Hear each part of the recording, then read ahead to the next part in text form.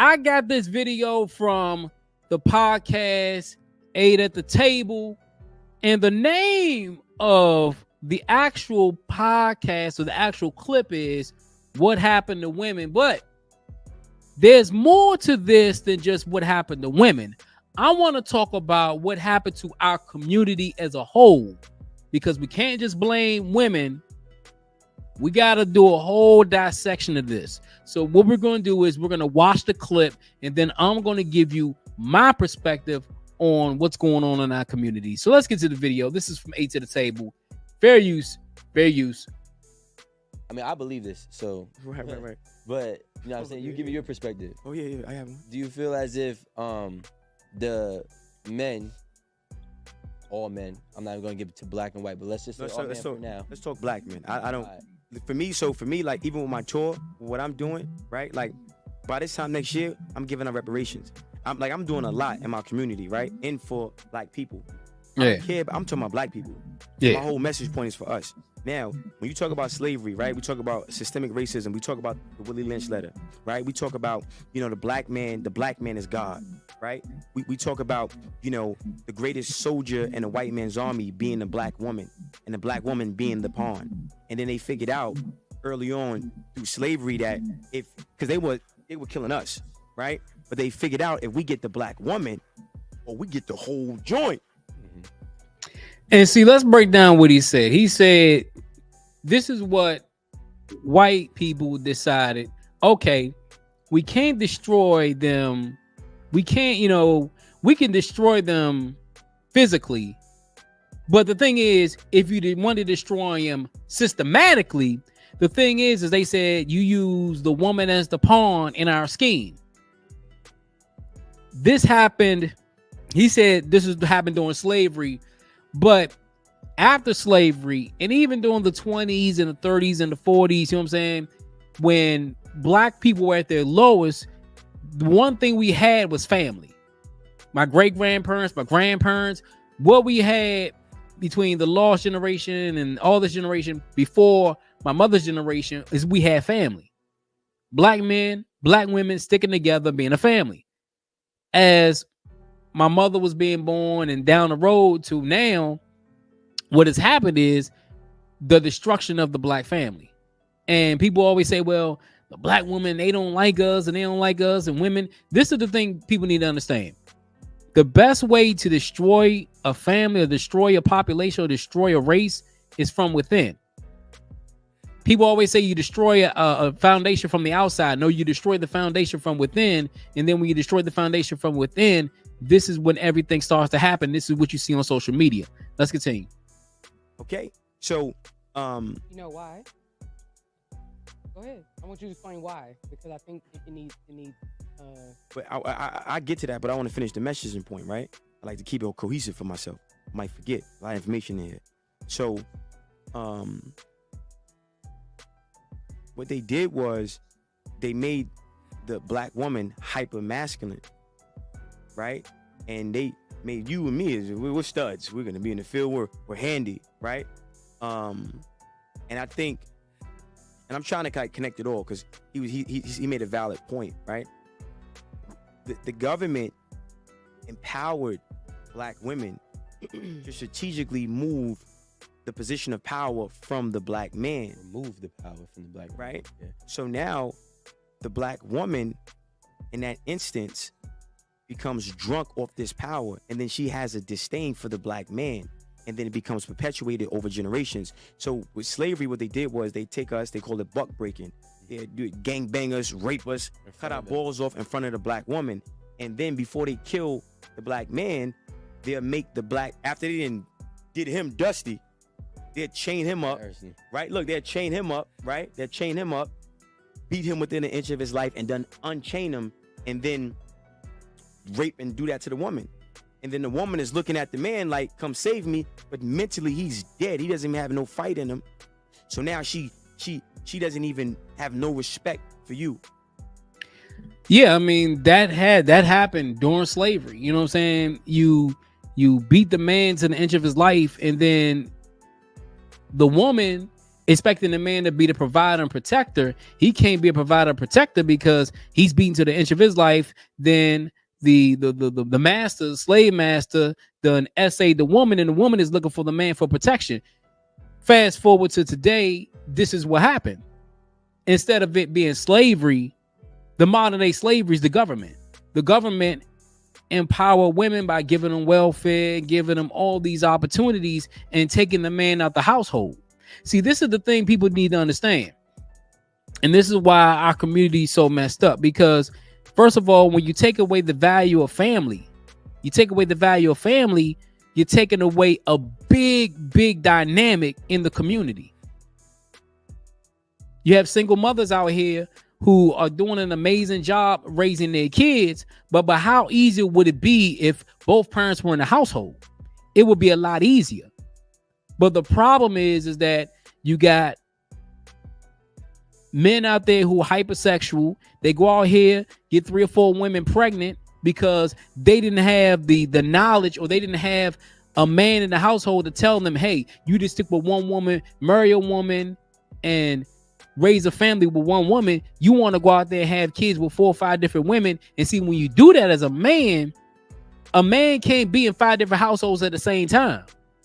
So these women have to end up raising these kids on their own, because you can't be in 5 different households at the same time trying to take care of 5 different kids. So that's when the welfare system come in, and this is when child support comes in. And now, instead of you being a provider mentally, you're being a provider financially, but the kid is losing out because the child doesn't have you in the household as a man. Let's continue.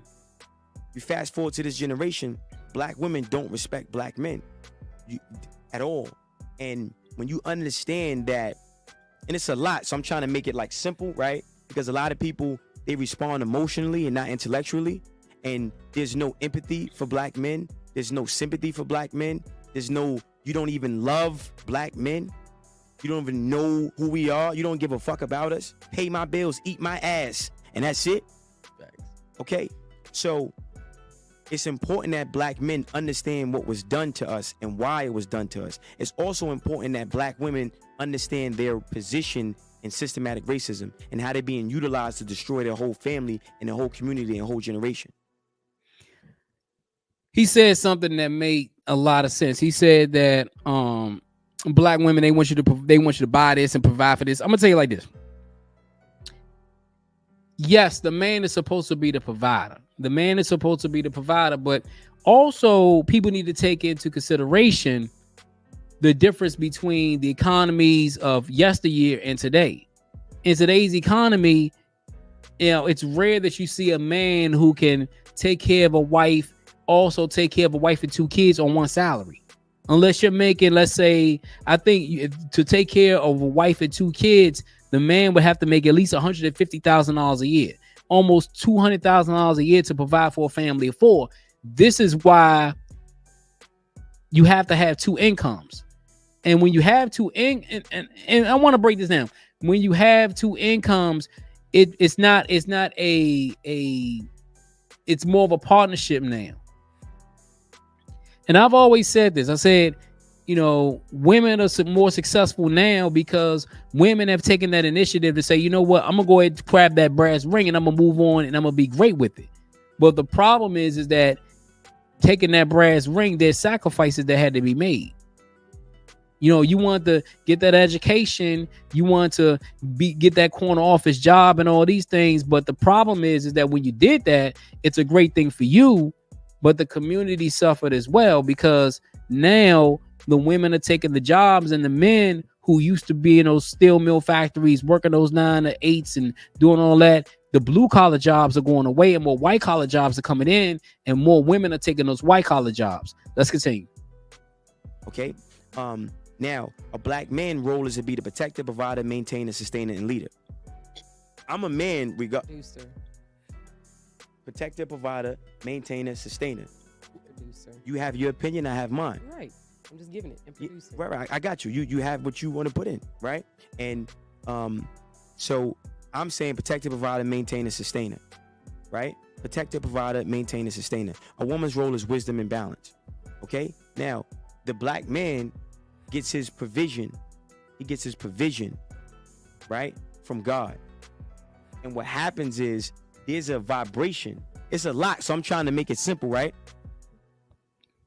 So how you think creates how you feel. How you feel becomes an emotion. That emotion becomes a vibration. That vibration becomes a magnet that attracts things to you. So when you're around an alpha and you're around and you in that frequency, right? If Alpha what? Man. Right? And that energy, that frequency, right? It can throw some shit off. Yeah. Because you're conditioned not to even be around that shit. And then you become sensitized, not desensitized. You're very sensitive to that energy, and then now you don't know how to read that energy. You think he's narcissistic. You think, no, he's where he needs to be to take his place. So I feel like black men need to disregard how black women feel about our masculinity and be more self-contained. I don't need you. I don't need you. I don't need your money. I don't need none of that. I'm not sleeping on your couch. Don't give me no keys. I'm gonna get my own. I'm gonna go to God. And when you don't want to fit my program, bye. Yeah, I mean, what he's saying is key, but this is the thing I would have to tell him. How many guys are actually doing it? How many guys are actually going out there, getting their own and being on their own? You know what I'm saying? The problem that we have today is, and I'm gonna break it down. I'm gonna break this down. You got a lot of guys out here who they live, guys get the apartment with their girlfriends. Who's the name on the lease? The woman's name is on the lease. Who's the one paying the bills? The woman is paying the bills. And this is the problem guys need to understand. Women respect you more when you have your own. Women respect you more when you could provide for yourself. Because when you could provide for yourself as a man, a woman looks at you like, okay, if he could provide for himself, he has a decent life. If I come into his life, all I'm doing is adding value. But a lot of guys don't think about it like that. A lot of guys think that, yo, man, I'm just going to go ahead and slay this and slay that and do all these things. And then the woman mad at you because she out there grinding, busting her ass, but you ain't doing nothing to reciprocate. And see, this is the thing, women, he said something that made a lot of sense. When a woman is around a alpha male, when she's around a male who is real masculine and he's on his shit, it's kind of like like, damn, like, you know what I'm saying? Like you kind of like, you don't know what to do because you haven't been around that. There are plenty of women who haven't been around that. They've been trained to be the leader and the alpha and all that. But when a man is like that and a woman confronts that, it's like, I haven't been around it. So it's a lot of X's and O's that need to be talked about. Let's continue. Go. Thank you. You're not needed. You're dangerous. I don't want to bear seed with you. I don't want to sleep with you. I don't want to be your friend. I'm staying away from you. And there's a lot of black women that get it and they love the masculinity that we project. Black men, we project energy. Women receive energy. True. You see? So now, for the black women who are confused, right? A woman has to lead with 3 phases of love. The first phase of love is informative, right? So she's informing that black man of who he is. She's informing that black man that, yo, look, you get your provision. You're going to be the provider. You're going to be the head of this household. Even if she's Oprah and he's broke, she's going to uplift him through the information. That's the first phase. The second phase is unconditional love. Unconditional. She's loving and she's loving, she's loving, she's loving. Then the last phase of love is tough love, accountability. He said something. He said, even when that man's down, that man's broke, that woman is supposed to do this information, all that stuff. I have to disagree because as a man, most women want a man to already have their shit together when they meet him. That's why I tell guys, you know what I'm saying, don't really think about, jumping into serious relationships until you get your shit together financially and emotionally. See, a lot of times guys will get their shit together financially, but don't have the emotional side, or guys will have their shit together emotionally, but don't have the financial side.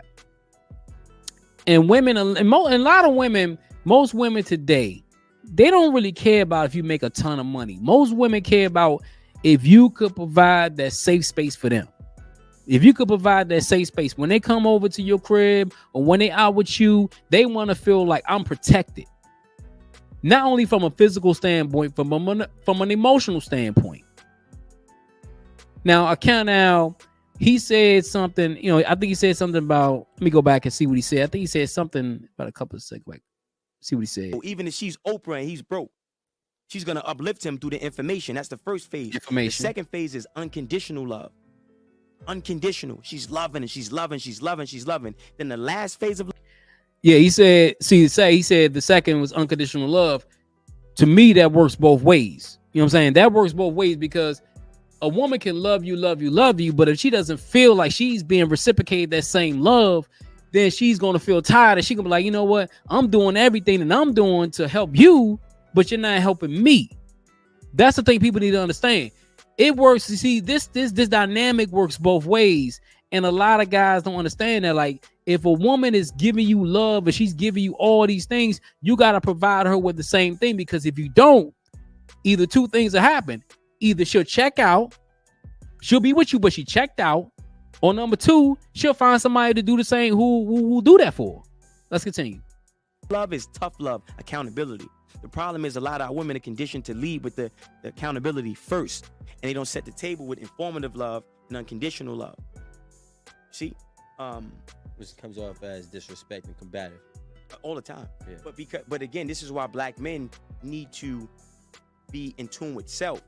And when that woman is argumentative and she want to talk and every 5 minutes she want to get a word in and she just can't shut the fuck up, let her go. Don't beat on her. Don't catch no cases. Let her go. Literally let her go. Yeah. And you vet her with your frequency. You vet her with your vibration. I walk in some rooms and I get around certain black women and I start talking. They can't stand me. Good. Goodbye. Good. Bye. Why is that they can't stand you? Because I just told you, a lot of black women are not used to a black man that has confidence.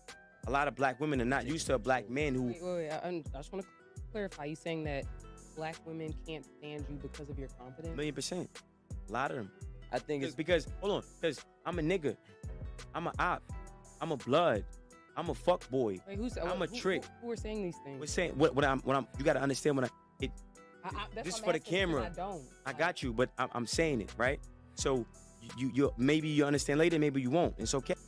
I think what he's saying, what he said, the blood, the op, and all these things. These are the things that are being perpetuated through, let's say, social media, through TV, through just everyday life. You know what I'm saying? Because younger women, when they see a man, if they didn't have a father in the household or a male role model in their life to teach them this is how a man is supposed to treat you, you know what I'm saying? They don't have that in the household. Then when they get out there in the real world and these dudes talking about blood, talking about op, or talking all this stupid talk, they think that's a leader. They think that's a real man. No, a real man is a man who's knowledgeable about self.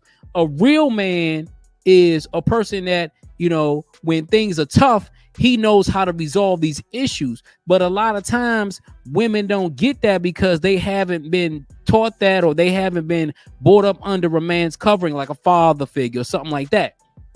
Also happens with men. They haven't seen a man, do that as far as their father doing it with their mother. See, this is why I always tell people a child that was raised in a two-parent household, they have a bigger chance of succeeding in life because they seen both dynamics. And the problem in our community is we've been shackled so long with single-parent households, fathers not being in the lives, fathers having multiple kids, fathers being locked up, fathers doing all this bullshit. We haven't had that. That's the main issue with the community. And I'm gonna end this video right quick, and I'm gonna say this, man. The problem is that we as a people need to get back together and communicate. We need to talk. I'm not talking about going to these podcasts, airing each other's laundry out. Yo, let's find a solution. The dude was dropping a lot of facts on his podcast. But at the end of the day, a lot of it goes on deaf ears because they look at him and some women will say, oh man, he just an asshole. He doing all this and saying all this and saying all that. Nah. What he's saying is informative. But the thing is, people need to realize that our community is suffering and continue to suffer because there's a lack of leadership. There's a lack of leadership from the man's perspective. I mean, there's a lack of cooperation from the women's perspective. And we don't have leadership in the man's perspective. Women are not going to cooperate. Women only cooperate with men when they know that man is confident, when that man has his shit together. And a lot of us guys got to get our shit together. We don't have our shit together. We're still emotionally scarred from what's been going on the last 50, 60 years. But let me know what you think about this whole video. It's your boy Jay on my road to 5,000 subscribers. If you like the video, hit that like button. Also, if you like content, hit that subscribe button. Let me know what you think in the comments below. Until next time, I'm out.